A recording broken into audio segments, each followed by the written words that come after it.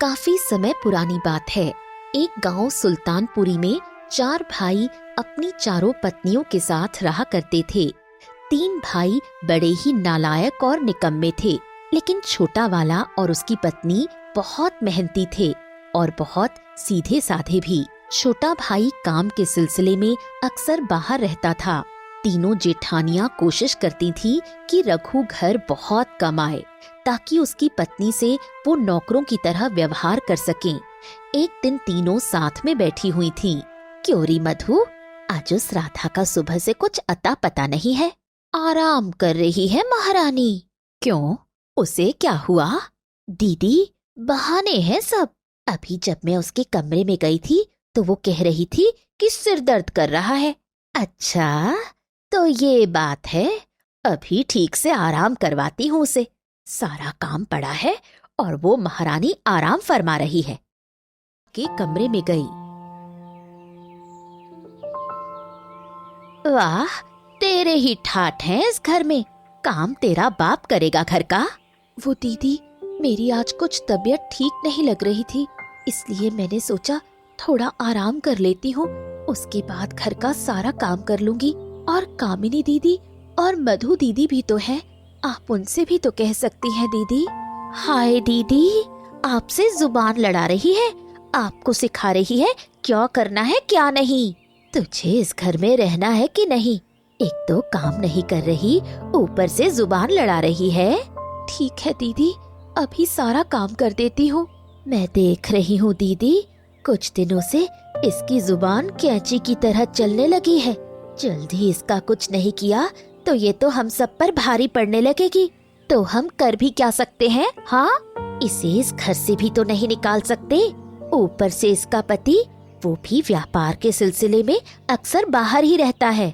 लेकिन कुछ तो करना होगा ना हमें। वैसे अभी मौका है इसको और इसके पति को इस घर से और इस जायदाद से बेदखल करने का।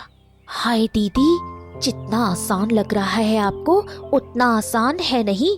और कैसे करेंगी आप इन दोनों को जायदाद से बेदखल? क्यों नहीं है आसान? राधा तो वैसे भी सीधी साधी है, हम उसे जो बोलेंगे वो तो वही कर देगी। हाँ, वो तो मुझे भी पता है, लेकिन उसका पति नहीं है यहाँ, उसका क्या? जरा सोचो, अगर हमने इनको घर से बाहर निकाल दिया तो ये गांव वाले क्या कहेंगे? ये तो हमें ही कहेंगे कि हम तीनों जेठानियों ने उस सीधी साधी देवरानी को घर से बाहर निकाल दिया। जो भी हो, लेकिन इस घर की जायदाद के मैं 4 हिस्से नहीं होने दूंगी। इस राधा और रघु को मैं 1 रुपया भी नहीं दूंगी। तो फिर क्या किया जाए? एक उपाय है मेरे पास। हाँ हाँ, तो जल्दी बताओ क्या उपाय है वो? आप दोनों को वो जमीन तो याद है ना, जिस पर सांप बिच्छू के अलावा कुछ होता ही नहीं और ऐसे ही बेकार पड़ी हुई है? अच्छा, वो जंगल के पास वाली जमीन? हाँ हाँ, लेकिन वो तो ऐसे ही बेकार पड़ी है, भला उसका क्या काम? हम एक काम कर सकते हैं, क्यों ना राधा को हम उसी जमीन वाले घर में भेज दें, ताकि हमारे इस घर के 4 बंटवारे होने से बच जाएं और इन दोनों को उनका हिस्सा भी मिल जाए। पर वो दोनों करेंगे क्या उस जमीन पर? उस जगह तो न ठीक से कोई खेती होती है और न पानी है। वो लोग तो ज्यादा दिन वहाँ रह नहीं पाएंगे। जेठानी जी, आप सिर्फ अपने बारे में सोचिए, उनके बारे में सोचेंगी तो कुछ कर नहीं पाएंगी। ये भी ठीक है, फिर आज ही उस राधा को बता देना चाहिए कि जमीन का बंटवारा हो चुका है। तीनों जेठानियां अपने अपने पति से सारी बातें बताती हैं और सबको इकट्ठा करती हैं, राधा को भी। क्या हुआ दीदी, आपने हमें यहाँ क्यों बुलाया है? देख राधा, मैंने और तेरे जेठ जी ने जमीन का बंटवारा कर दिया है। हमारे तीनों के हिस्से में ये घर और यहाँ की जमीन आई है, और तुम और रघु दोनों के हिस्से में जंगल वाली जमीन और वहाँ का घर आया है। हाँ, अब तुम दोनों को कोई आपत्ति हो तो अभी कह दो। मुझे कोई आपत्ति नहीं है भाभी, पर अगर ये भी यहाँ होते तो अच्छा होता। तो क्या तुझे दीदी पर भरोसा नहीं है? ऐसी बात नहीं है दीदी, मैं तो बस ये कह रही थी, कुछ दिनों में ये आने वाले हैं, फिर मैं और ये दोनों ही जंगल वाले खेत में रहने चले जाएंगे। अभी जाए या बाद में क्या ही फर्क पड़ता है, बंटवारा तो अब हो गया ना। और अगर तुझे दीदी और जेठ जी के किए हुए बंटवारे पर शक है तो फिर बात ही अलग है। नहीं दीदी, ऐसी कोई बात नहीं है। आपने जो बंटवारा किया है वो ठीक ही किया होगा। ठीक है, मैं कल सुबह ही अपने घर के लिए निकल जाऊंगी। जब ये आए तो आप उन्हें सब बता दीजिएगा। सुबह होती है और राधा अपना बोरिया बिस्तर बांधकर जंगल वाले घर जाने के लिए निकलने लगती है। अरे सुन, इस लंगड़ी भेड़ को भी अपने साथ लेती जा। जब तक तू थी तब तक तूने ही इसकी सेवा की। हमसे तो इसकी सेवा होने से रही। तू ही ले जा इसे अपने साथ। पर दीदी, आपको तो पता है ना वो जमीन कैसी है। न खाने का जुगाड़ है वहाँ और ना ही पीने का। मैं तो जैसे तैसे रह लूंगी, ये कैसे रहेगी, ऊपर से लंगड़ी। ठीक है, फिर यहाँ भी कौन देख रेख करेगा इसकी। एक काम करती हूँ, मैं इसे कसाई के यहाँ भिजवा देती हूँ। मरते मरते कुछ दाम तो मिलेंगे मुझे इसके। राधा को उस बेचारी लंगड़ी भेड़ पर दया आ गई। नहीं नहीं दीदी, इस बेचारी पर ऐसा जुल्म मत करिए। ठीक है, मैं इसे अपने साथ ही ले जाती हूँ। सुबह होती है और राधा अपना बोरिया बिस्तर लेकर बंजर जमीन पर आ जाती है। यहाँ तो चारों तरफ बंजर ही बंजर है और ये घर कम, कबाड़ खाना ज्यादा लग रहा है। पर क्या कर सकते हैं, मजबूरी है यहाँ रहना। मैं तो जैसे तैसे अपना गुजारा कर लूंगी, पर मुझे तो इस बेचारी पर तरस आ रहा है। देखती हूँ कहीं आसपास कुछ मिल जाए तो। राधा आसपास से कुछ हरी घास काट कर ले आई और अपने लिए भी कुछ फल तोड़ कर ले आई। ले मेरी प्यारी भेड़, तेरे लिए मैं ये हरी हरी घास लाई हूँ। इससे तो तेरा पेट अच्छे से भर जाएगा। कुछ दिन ऐसे ही चलता है। राधा दूर जंगल जाती और बकरी के लिए हरी हरी घास उखाड़ कर लाती और खुद के लिए फल और कुछ कंद ले आती और उस बंजर जमीन में उस भेड़ के साथ बैठकर अकेले बातें करती, जिससे उसका समय निकल जाता। अच्छा हुआ दीदी ने तुझे मेरे साथ भेज दिया। अगर तू मेरे साथ नहीं आती तो मैं तो बोर ही हो जाती। अच्छा चल, रात बहुत हो गई है, तू भी सो जा और मैं भी सो जाती हूँ। राधा लंगड़ी भेड़ से बातें करते करते सो जाती है। करीब आधी रात में लंगड़ी भेड़ को एक काला जहरीला सांप डस लेता है, जिससे वो मर जाती है।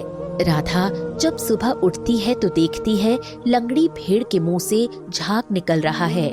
हाय रे, ये क्या हो गया। मेरी भेड़, एक वही तो इस बंजर जमीन में मेरा सहारा थी। हाय, ये क्या हो गया। राधा अपनी मरी हुई भेड़ को देखकर फूट फूट कर रोने लगी। अब रोने से क्या फायदा। एक काम करती हूँ, मेरी भेड़ तो रही नहीं, इसे मैं नदी में विसर्जित कराती हूँ। राधा बड़े बोरे में भेड़ को लपेटती है और बोरे को अपने कंधे पर लटकाकर नदी की तरफ ले जाने लगती है। तभी रास्ते में उसे एक सेठ मिलता है। अरे बहन, क्या तुम मेरी मदद करोगी? मेरी पत्नी गर्भवती है और बेहोश होकर गिर गई है। माफ करना भाई, पर मैं आपकी कोई मदद नहीं कर सकती। लेकिन क्यों बहन? मेरी पत्नी का आखिरी महीना चल रहा है, कृपया मेरी मदद कर दो। मैं अपना बहुत महंगा सामान लेकर जा रही हूँ।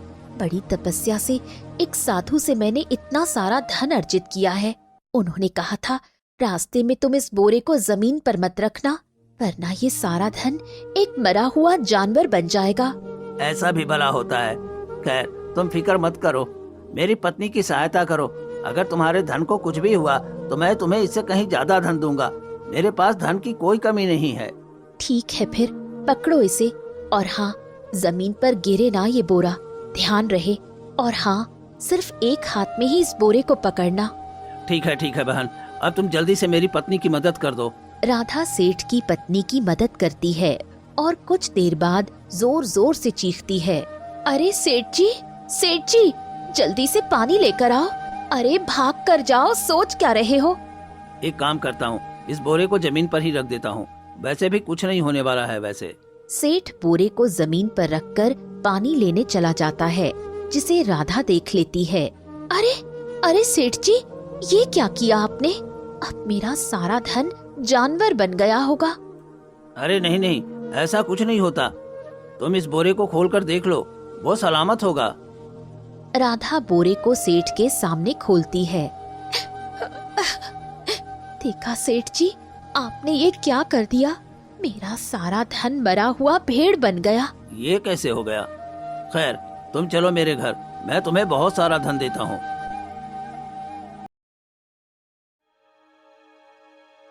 राधा सेठ से बहुत सारा धन लेकर अपने घर आ जाती है और देखती है कि उसका पति रघु घर आया हुआ है। ए जी, आप आ गए? हाँ राधा, आ गया। लेकिन ये सब क्या देख रहा हूँ?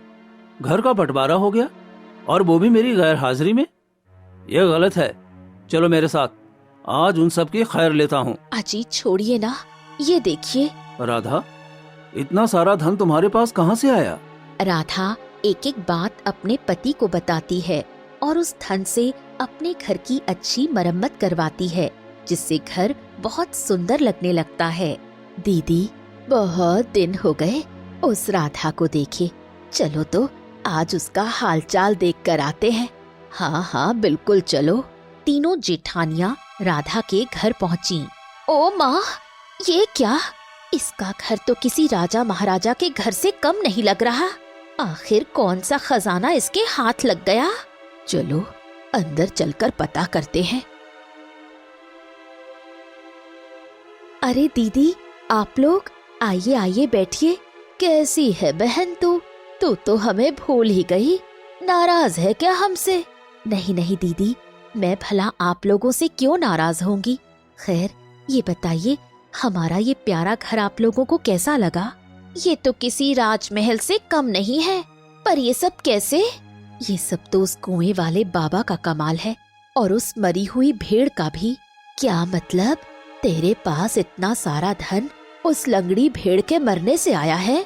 हाँ दीदी, उस मरी हुई भेड़ को जब मैंने कुएं में बहाया, तब मुझे उस कुएं से एक आवाज आई। कैसी आवाज? यही कि आज तूने मेरी भूख मिटाकर मुझे तृप्त कर दिया। मैं तुझे इसके बदले बहुत सारा धन देता हूँ। ओह, तो ये बात है। चलो अब हम चलते हैं। अरे दीदी, कुछ खा पी कर तो जाओ। तीनों जेठानियाँ जल्दी जल्दी अपने घर की तरफ भागी। राधा, तुमने भाभीयों से ये सब झूठ क्यों बोला? क्योंकि ये तीनों हमारा हाल पूछते नहीं, बल्कि हमारा मजाक उड़ाने आई थी। अब देखना क्या करती है ये तीनों।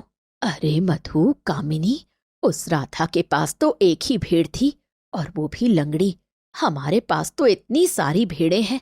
सोचो, अगर हमने उन्हें कुएं में डाला तो हम राधा से ज्यादा माला माल हो जाएंगे। हाँ हाँ दीदी, फिर देर किस बात की, जल्दी चलो। तीनों जेठानियाँ अपनी सारी भेड़ों को मारती हैं और गांव के कुएं में बारी बारी से फेंक देती हैं। अरे अरे, ये क्या कर रही हैं ये पागल औरतें? हम सभी इस कुएं से पानी भरते हैं और ये लोग मरी हुई भेड़ें इस कुएं में डाल रही हैं। अभी मैं सारे गांव वालों को बुला कर लाती हूँ। ये क्या दीदी, बहुत देर हो गई, अभी तक तो ना कोई आवाज आई और ना ही धन। कहीं उस राधा ने हमें बेवकूफ तो नहीं बनाया? वो देखो, वो लोग कुएं को गंदा कर रहे हैं काका। गांव के कुछ लोग डंडा लेकर उन तीनों को खदेड़ देते हैं। इस राधा की बच्ची को तो मैं छोड़ूंगी नहीं। अच्छा बेवकूफ बनाया इसने हमें। लेकिन अब हम करें तो क्या करें? हमने तो अपनी सारी भेड़ें मार डाली। हमारा बड़ा नुकसान हो गया उस राधा की वजह से। पर अब हम क्या करें दीदी? हमने सोचा था उस बंजर जमीन में उसकी जिंदगी बद से बदतर हो जाएगी, लेकिन वो तो बड़े आराम से रह रही है। लगता है उसका पति व्यापार से बहुत सारा धन कमा कर लाया है। अच्छा, मतलब ये अपने पति के दम पर इतना उड़ रही है।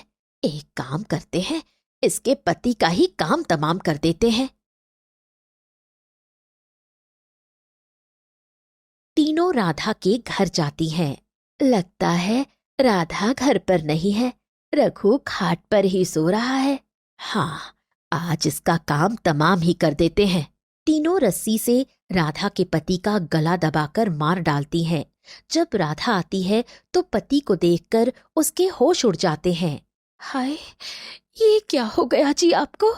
उठिए जी, आपके बिना मैं कैसे जीऊंगी? उठिए ना। राधा फूट फूट कर रोती है। क्या गुनाह किया था मेरे पति ने, जो उनकी ही भाभीियों ने उन्हें मौत के घाट उतार दिया। कभी खुश नहीं रह पाएंगे वो लोग। हाय, मेरे पति। राधा अपने पति के मृत शरीर को नदी में विसर्जित करने ले जाती है और पेड़ के नीचे रघु के मृत शरीर को बैठा देती है और कुछ विधि विधान करने लगती है। तभी एक हिरण वहां घूमता हुआ आया। दूर खड़े राजकुमार उस पर एक तीर चलाते हैं। अरे, लगता है तीर सीधा हिरण को लगा है। राजकुमार हिरण की तरफ दौड़ते हैं। तभी वो पाते हैं कि वो तीर किसी हिरण को नहीं बल्कि एक इंसान को लगा है। हाय, मार दिया मेरे पति को, जान ले ली मेरे पति की। अब मैं क्या करूंगी? ये सब कैसे हो गया? ये तीर तो मैंने उस हिरण पर चलाया था। अब मैं सारे गांव को बता दूंगी, आपने मेरे पति को मार दिया। राजकुमार, अब मैं किसके सहारे रहूंगी? देखो, ऐसा मत करो। किसी से मत कहना कि मैंने तुम्हारे पति को मार डाला है, वरना पता नहीं क्या होगा। तुम्हें जो चाहिए मैं तुम्हें दूंगा। ठीक है, अगर आप चाहते हैं कि मैं किसी को ना बताऊं तो आपको मेरे साथ विवाह करना होगा। ठीक है, पर लाश का क्या करें? इसे हम इस नदी में बहा देते हैं। तीर जब हिरण को लगा था तब राधा ने उसका तीर निकालकर अपने पति के सीने में घोंप दिया था। राजकुमार और राधा दोनों का विवाह हो गया। आप ऐसे ही यहाँ हाथ पर हाथ रखकर बैठे रहिए दीदी। आपका और हमारा तो वैसे भी कुछ नहीं होने वाला। बढ़िया ठाट तो उस राधा के हैं। आखिर हुआ क्या है ऐसा? उड़ते उड़ते बात पता चली है कि राधा ने फिर से विवाह कर लिया है और इस बार तो लाखों में एक पति ढूंढा है उसने, बड़ा ही सुंदर। क्या?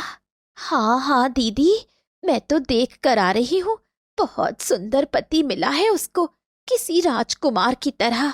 आखिर माजरा क्या है? हमने उसके पति को मारा तो उसने दूसरा ब्याह कर लिया और उसे राजकुमार जैसा पति मिल गया।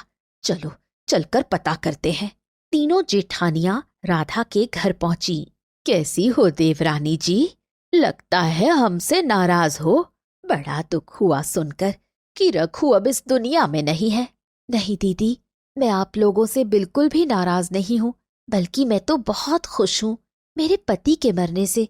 वैसे भी वो बहुत बूढ़े और बदसूरत हो गए थे। क्या? और क्या दीदी, जिसने मेरे पति को मारा मैं उसकी बड़ी आभारी हूँ। उसी की वजह से आज मुझे इतना सुंदर राजकुमार सा पति मिला। भला वो कैसे? वो क्या है ना दीदी, जब मैं अपने पति को विसर्जित करने नदी जा रही थी तभी मुझे नदी में एक सुंदर परी मिली। उसने कहा अगर मैं नदी में अपने मृत पति को स्नान कराकर सामने वाले मंदिर में इसका दान वहां के पुजारी को करूं तो वो खुश होकर मुझे सुंदर पति देंगे, और मैंने ऐसा ही किया। ओह, तो ये बात है। खैर, अब हम चलते हैं, हमें कुछ जरूरी काम है। तीनों अपने अपने पति को मार डालती हैं और जैसा राधा ने बताया था वैसा ही करती हैं। जब वो सभी अपने अपने पतियों को पंडित जी के पास दान करने आती हैं तब, ये लीजिए पंडित जी, हम तीनों अपने अपने पतियों के मृत शरीर को आपको दान करने आए हैं। अब जल्दी से हमें भी सुंदर सुंदर पति दे दीजिए। पंडित ये सब सुनकर चौंक गया। कौन हो तुम लोग? क्या तुम लोग कोई पिशाचनी हो जो अपने पतियों के मृत शरीर को लेकर मंदिर आ गई? पूरा मंदिर अपवित्र कर दिया। अरे भागो यहाँ से, नहीं तो मार मार के तुम सभी का सिर फोड़ दूंगा। तीनों पंडित की बात सुन घबरा गईं और वहां से भाग गईं। हाय राम, ये क्या हो गया? उस राधा ने हमें फिर से मूर्ख बना दिया। हाँ दीदी, उसकी बातों में आकर हमने अपने अपने पतियों तक को मार डाला। हाय, मेरी जान से प्यारे पति, अब मैं उस राधा को नहीं छोड़ूंगी। हाँ दीदी, अब बहुत हुआ। वो राधा हमें हर बार बेवकूफ बना देती है, अब हम उसे ही निपटा देते हैं। तीनों रात में राधा के घर पहुंची और जब राधा सो रही थी तभी वो सभी उसे एक बोरी में भरकर जंगल की ओर ले गईं। चलते चलते उन्हें सुबह हो गई। दीदी, चलते चलते पैरों में दर्द होने लगा और बड़ी जोरों की भूख लग रही है। इस राधा को यहीं छोड़ते हैं और जंगल में कुछ खाने को ढूंढते हैं। ठीक है सुगंधा। उसी रास्ते से एक आदमी आ रहा था। उसके साथ उसकी सुंदर बहन भी थी, जो बहुत सारे सुंदर जेवर पहने हुए थी। मुझे मत ले जाओ, मुझे मत ले जाओ, छोड़ दो मुझे। अरे ये कौन चिल्ला रहा है? आदमी उस बोरी के पास आया। अरे कौन हो तुम और क्यों चिल्ला रही हो? पहले मुझे इस बोरी से तो निकालो, फिर मैं बताती हूँ आपको। आदमी राधा को बोरी से निकालता है। आपका बहुत बहुत धन्यवाद। मेरी भाभियां मेरा जबरदस्ती ब्याह राजकुमार के साथ करवा रही हैं और मुझे राजकुमार से ब्याह नहीं करना। मैं तो किसी और से प्रेम करती हूँ। मुझे नहीं करना राजकुमार से विवाह। अगर तुम्हें करना है तो तुम कर लो, मुझे कोई आपत्ति नहीं है। हाँ हाँ ठीक है भाई, मैं करूंगी राजकुमार से ब्याह।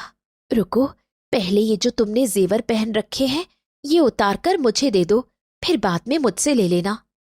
बहन ये क्या पागलपन है, जाने दे। भाई आप जाओ यहाँ से, मुझे आपसे बात नहीं करनी। आपसे तो मेरी खुशी देखी ही नहीं जाती। ठीक है, मर तू, मैं जा रहा और मुझसे कोई वास्ता मत रखना। ठीक है बहन, अब तुम जल्दी से बोरी के अंदर आ जाओ और हाँ, कुछ बोलना मत। ठीक है बहन।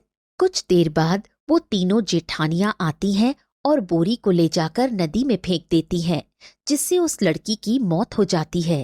दीदी, अब चलिए, इस राधा का काम हमेशा के लिए तमाम हो गया। अब हम उसकी सारी जायदाद ले लेंगे। हाँ हाँ चलो। अरे ये क्या, ये राधा तो जिंदा है, लेकिन ये जिंदा कैसे है? और इसके पास तो इतने सारे जेवर भी हैं। तीनों राधा के पास आईं और बोली, अरे दीदी, आप लोग आ गईं क्या? दीदी, आप लोगों ने मुझे कितने उथले पानी में फेंका था, बस थोड़े से ही जेवर ला पाई मैं। थोड़ा और अंदर फेंकते तो बहुत सारा खजाना ले आती। बस बहुत हुआ, अब हम तेरी बातों में नहीं आने वाले। ठीक है, अगर आप लोगों को सच में विश्वास नहीं हो रहा तो चलो, मैं आपको साथ ले चलती हूँ। तीनों नदी की तरफ निकल गए। दीदी, एक काम करो, पहले कामिनी दीदी जाए।